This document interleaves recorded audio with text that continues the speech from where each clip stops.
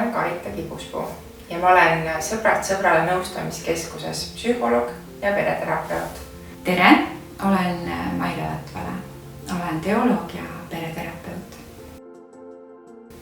Olen pikki aastaid koguduse kontekstis teinud tööd ja selle käigus näinud vajadust juurde õppida pereteraapiat.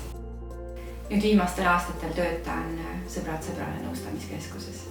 Lähedased ja toimivad peresuhted on midagi, mida me inimestele väga vajame ja igatseme, kuid mida me paraku tihti üksteisele pakkuda ei oska.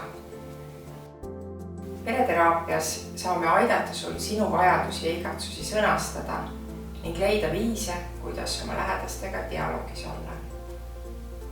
Elus on inimestel positiivseid ja negatiivseid sündmusi. Pereterapeudiga saab jagada oma muresid ja rõõme, kartmata hinnanguid.